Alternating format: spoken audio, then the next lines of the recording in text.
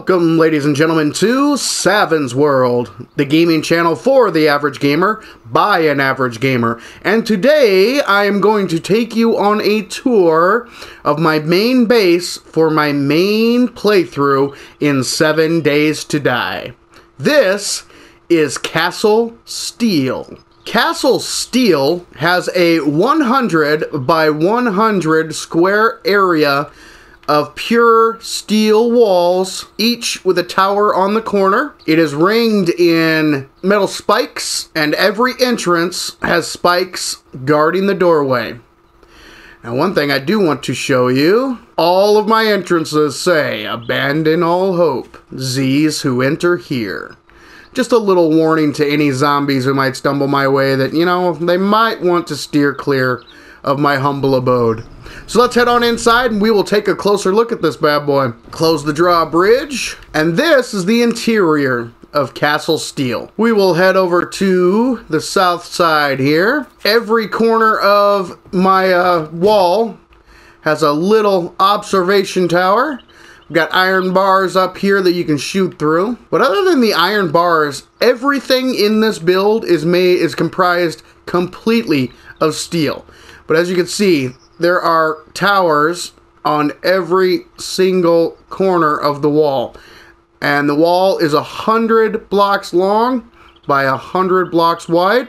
Huge, huge area. This build took me quite a long time to complete and quite a lot of resources. So the first major aspect of the build here, I built a 15 by 15 farm that is completely 100% fertilized. So every single one of these blocks here has been fertilized, which means that I can put 225 seeds into the ground and yield 900 of whatever plant I want to grow. Right now I am planting up some potatoes, and we will move around here. Now this entire area has been, not only did I take a hoe and hoe every single block in the courtyard here, I also threw down a whole bunch of land claim blocks. Now, I'm not 100% sure if these do much. There is some debate on the PS4 whether or not the land claim blocks do much for you.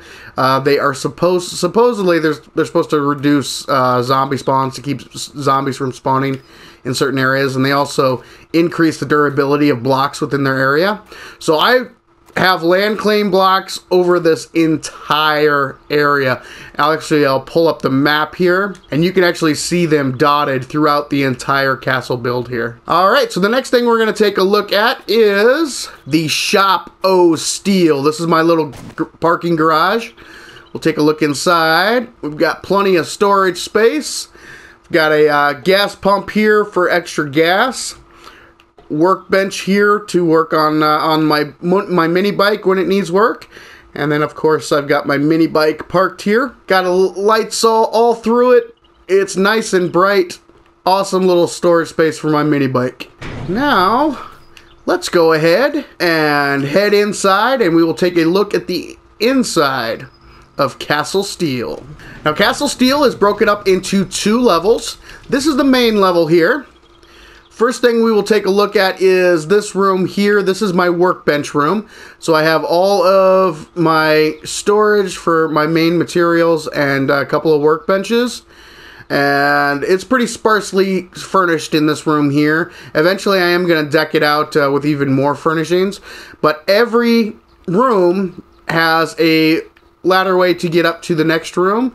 The workbench room actually has another ladder way that gets up to the next room up here, and there's a specific reason which I'll go into once we get to the second level here.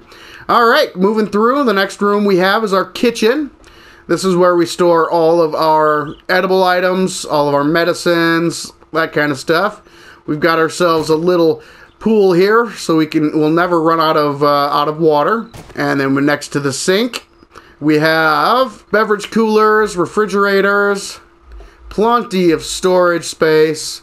We've got our Campfire, of course, on the ovens. Moving along here, the next room we have is our dining room. Plenty of seating, so if we ever run into any other survivors, plenty of spaces for everyone to come and enjoy a decent meal. We've got the TVs on the wall, so we can watch some excellent programming while we're chowing down.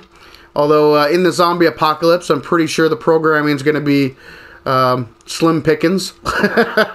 Probably have to watch some old DVDs or Blu-rays. That's alright though.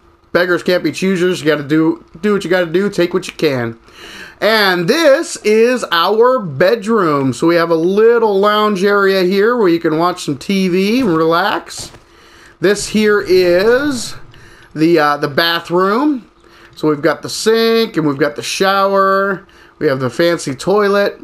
The trash can. Close that guy up. And as we continue going around here, we have our main bedroom. Got a couple more couches here. A couple of nice giant beds. We have a beautiful fireplace because every bedroom needs a fireplace, of course. Another big screen TV here while we can watch TV while we're sleeping. And in here, we've got a whole bunch of extra locker spaces here to hang on to all of our clothing items. Alright, so that is the first floor of Castle Steel. Now, let's head up and see floor number 2. So up on the stairwell here, we see that this room is pretty much empty, except this one has a little side room here. And if we go in here, this is our weapon station. This is where we keep our full weapons, our weapon parts, we keep our ammunition, and of course we have to have a workbench in here so we can combine those items. Munitions chests. This is the room dedicated exclusively to manufacture and putting together weapons. Very important room to have in the zombie apocalypse. Alright, moving on. The next room we have is our swimming pool and our jacuzzi. And then a nice little shower here to shower off after you're done swimming. And of course, we had to have a glass ceiling so you can, as you're lounging in the jacuzzi or relaxing in the pool, you have a nice, beautiful view of the sky. Next room, moving on here. This is our guest bedroom. Of course, it also has its own little bathroom. Not as fancy as the one downstairs in the main bedroom, but this one has a nice little lounge area. And of course, you got to have the TV on the wall and the fireplace. This one has some desks, more storage in the corners here.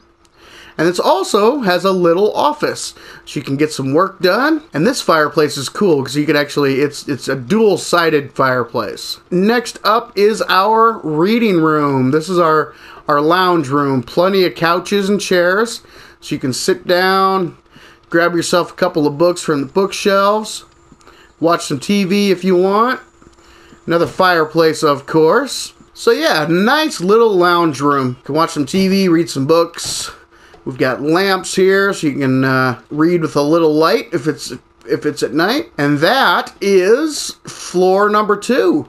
So now we'll go ahead and go up to the roof of Castle Steel. And the roof, again, everything in this castle is 100% steel.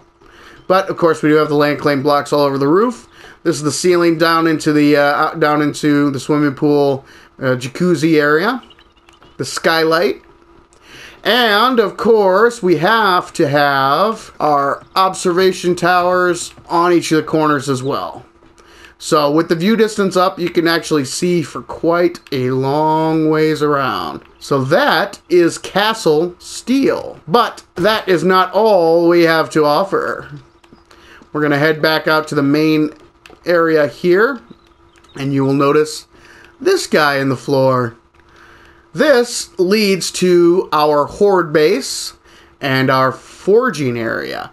So we're going to hop on down here and take a look at the horde base. Great thing about having a tunnel leading to your horde base is it gives you the opportunity to branch off into multiple mines. Like there's a mine down there. And here we go. We are almost to our horde base. This is the horde base. Over here is our desert mine. It's always important in this game to have a desert mine so you can get that oil shale. So that's our desert mine. Now let's take a look at the forge area. So we have over here, we have our chemistry station next to our supply chests that have a bunch of oil shale, so we can make up our gasoline. We have our cement mixers to make up cement mix.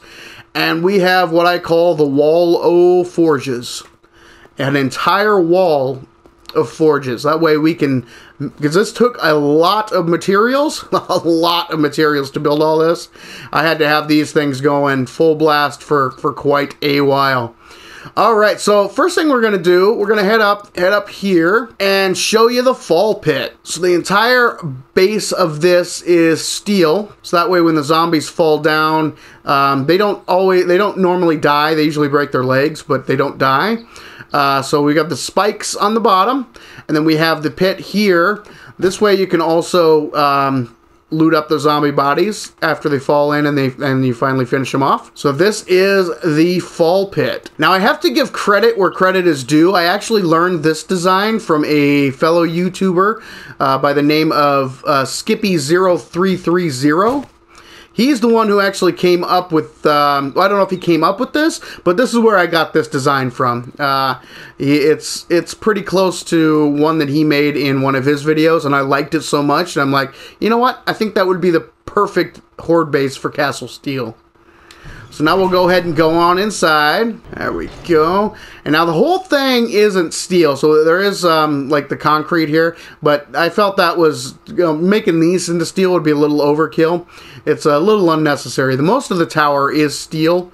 But the base here, these blocks here won't get damaged. So there was really no need to upgrade those into steel blocks. So let's go ahead and go on up, and I will show you Castle Steel, or the horde base for Castle Steel. Alright, so now we are at ground level, and what I did is I dug a giant pit, and then constructed the tower in the center of the pit, lined the spikes on the outside, and then this section here, put iron bars on there, that way they wouldn't fall down in between. They'd only fall down into the actual spike pit part. And we come up to the top here, and you'll notice we have quite a great view all around us.